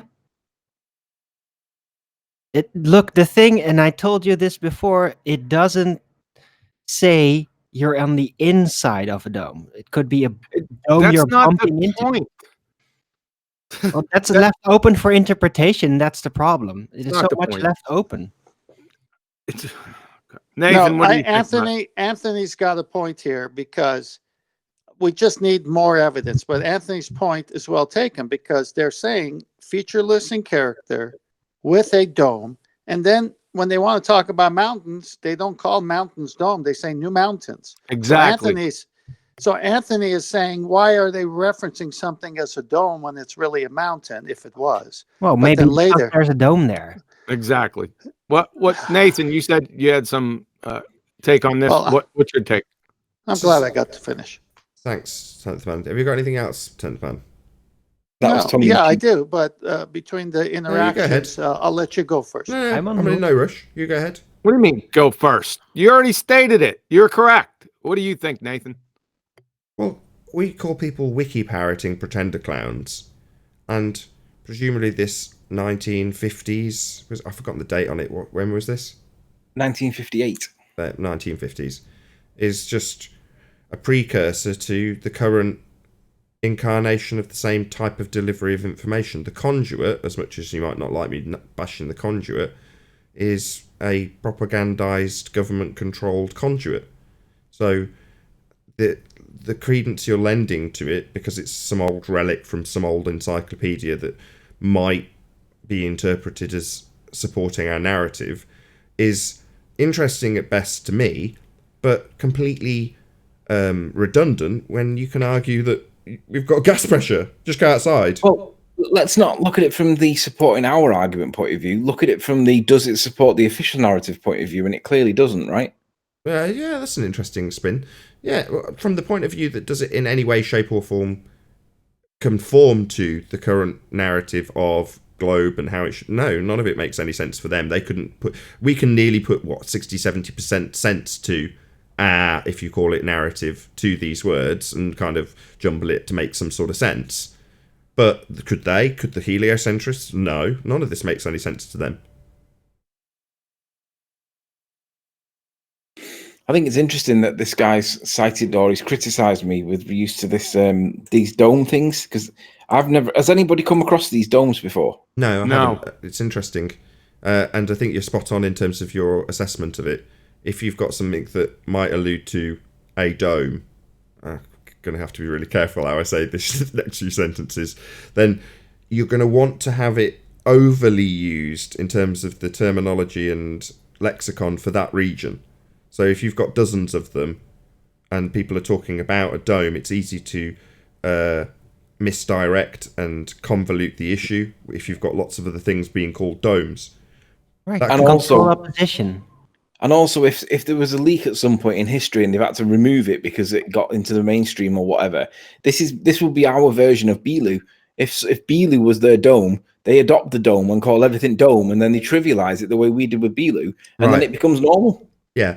So what you're saying is, if they've put a load of stuff from 1940s, 30s, 20s encyclopedias down the memory hole, and there's all sorts of references to dome that's at a particular location, and you've got rid of it all, but you don't know how far it's permeated, how many dusty old encyclopedias might be out there. So you just tie up that loose end narrative by putting dome all over the area, so it doesn't... Yep.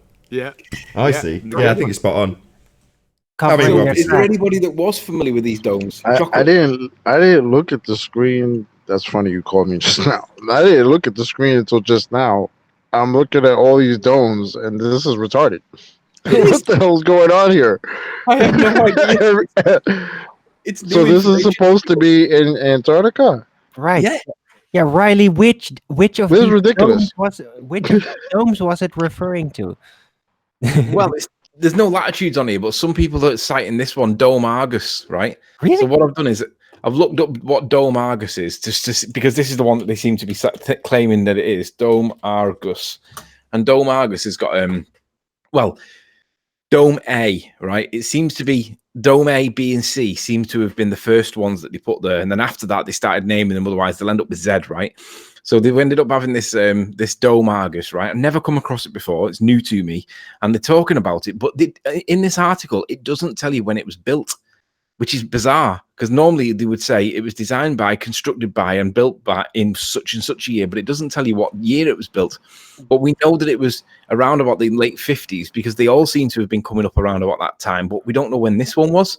Where's latitude and longitude at? Does it say anything about who operated it? Latitude and longitude, guys. I'm looking, there we go, 80th south. 80th south and 77 east. There's your 80th, right? Well, there's the 80th, but didn't it say in the article 90? I don't know. You have to go back to it. I could have sworn you said 80. You know, 80 south. Maybe I'm bugging. 80 degrees 80. south, but 90 degrees east. And this then one's the other 80 one's degrees south, 80 and 77. 77. I mean, that's not. I mean, it's not the right one. And why would they be talking about that anyway? Well, the ballers are talking about that. Why would? Oh my god! No. You guys live around power lines. Sorry, just to interrupt. The scenario that I just detailed would be there'd be other references potentially. In other words, this is just one relic, and they're dotted all over the place, right? So no, it might not necessarily be that these two particular narratives tie up together perfectly, but that doesn't necessarily mean there's no coincidence in the fact that they've got bloody domes all over Antarctica. Yeah. Well, So- aren't they? Right. aren't they called- They're disconnected because the article isn't talking about man-made structures, for crying out loud. I agree. Well, I agree it's not talking about stuff that we've put there. But what the ballers are trying to pin it on is stuff that we've put there, and it's like completely out of context. The article's not talking about man-made domes. It's talking about a dome, and it's like, what dome is it talking about? There's only really one. Well, when was just to go down this knuckleheaded trail? What the dome Argus?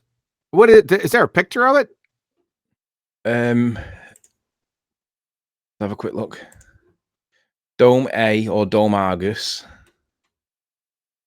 Not in that, I don't think. Let's have a look and see if there's any pictures. Dome Argus. It looks like it's some kind of observatory thing. When was it built? Don't know. It's new to me. This is totally new. Maybe it's this Go to the container. article. Go to the wiki. When was It doesn't built? say. It doesn't say in the wiki when it was built. Well, It pick says it's another the dome. loftiest- It says the loftiest ice dome. That indicates that it's a mountain, right? Who knows? So they're calling these mountains or hills domes. As well as man-made structures, domes. Check as some of the well other as- ones, like the Titan Dome or the Valkyrie Dome. But don't they say McMurdo Station? They don't say McMurdo Dome. It's as if they're conflating the word dome with mountain on purpose. They are. That's the point. That's what in your article it gives names of the people, right? In that encyclopedia. What if we do a search of those people and see if they wrote something else somewhere else? Let me see if I get this straight. They were exploring, going deeper, going further south latitude. All of a sudden, they looked up at the 80th south parallel and they saw a dome that's 13,000 feet high. And then they went another, who knows how far, with the 85th degree south parallel, and they found mountains. Is that kind of what we're saying? Or did I'm suggesting that perhaps the dome falls behind the mount. A dome falls behind the mountains, and the mountains is as far as they can get. I know, Yeah, but they're did you calling don't understand? they're calling the domes ice domes. Are all of these domes ice domes? I honestly don't know. It seems to be both. Because Dome Argus isn't a man-made structure. They're just calling it. They're just calling the it's called a lofty ice prominence. Yeah, that's a hill, isn't it? Yeah. Anthony, what's the name of the person in the encyclopedia so we could do a search to see if they wrote something else somewhere else? Titan Dome, a very large ice dome on the Antarctic plateau. Let's just see what that says. Hold on, did you hear what he said? Basically, what 10th Man's saying is let's do some primary source research on this article. Find out who, where, and get some primary sources. On which dome? The other dome? No, the The encyclopedia article names people. Let's do a search and see if they wrote something similar in another article, that maybe a newspaper interview, perhaps, so we can put some context. Okay, so the names that we want, we're looking for. There's no names in that bit. While you're looking it up, I mean, this is just like an article on the internet, and unless it's got citations to back up the claims that have been made, where's the cowbell for whoever's writing this article? Well, it comes from that thing, doesn't it? It comes from that encyclopedia. It's in this book. No, that's like me saying, well, it's published online. So what? No, it's not published online. This is a book. Listen, right. So who's the source? I'm not saying it is published online. I'm saying it's akin to me saying, well, here's my citation.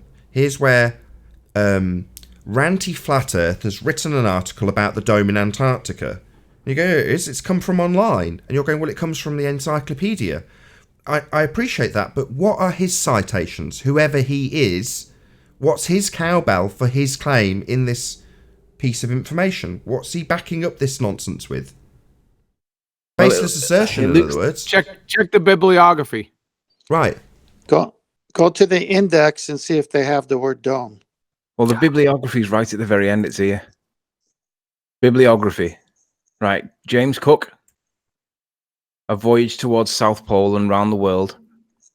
Charles Wilkes. Narrative of Exploring Expedition during 1838 and 1842. Whatever that says. Bosch Gravenik. Karsten Bosch Vergenik. Yeah, these are just a bunch of names, Anthony. It's not cited appropriately. Robert Scott. Yeah, you're not going to find anything. You're just going to hold on a second. Stop before you read all the names. It's not given any association with what year was this? 1956? 58. Yeah. So, and another thing, all those domes on that map are ice features. No, they're not. They're not all ice features? No, look. So what I did was earlier on, let me see if I've got one of these open. So when we go back to this Dome A, this one is this is geographical. This is somewhat natural, right? I believe. No, hang on. I had the article up before. Where's that article gone? Hang on a sec. This one, shit. I think I might have lost it. Here we go. So open up this. Just bear with me. I'm getting it open now. So this is an article that's referencing the United States Antarctic Program.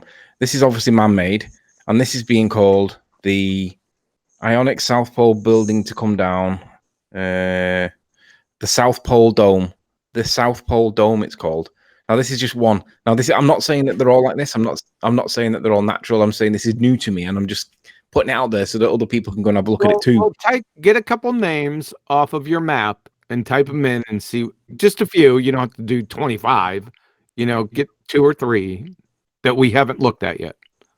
The names that are in the video. You've got about 60 seconds. I'm going to round out this after show, but hopefully you can get the names off the.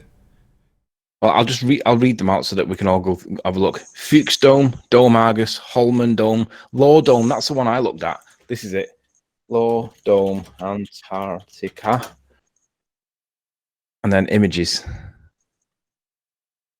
This is some kind of man-made construct that was doing drilling. They were digging out core samples of the ice underneath to check for CO2 levels in the atmosphere at the time that it was trapped and whatnot. Right. So some are man-made, others are ice features. But it seemed to be conflating the two terms so that it's deliberately obscured. And with that, I'm going to say a huge, massive, enormous thank you to all of you who did tune in on the Nathan Oakley premiering stream, for hopefully smashing the super chat, liking, commenting, sharing, subscribing, and all that good stuff. Be sure to check out nathanoakley.com and the Flat Earth Debate Forum to keep up to date with the community debate. Another massive thank you to all of today's debating panel for making this after show possible. I've been Nathan Oakley, and I'll see you all in the next video. Oh, what a day! What a lovely day!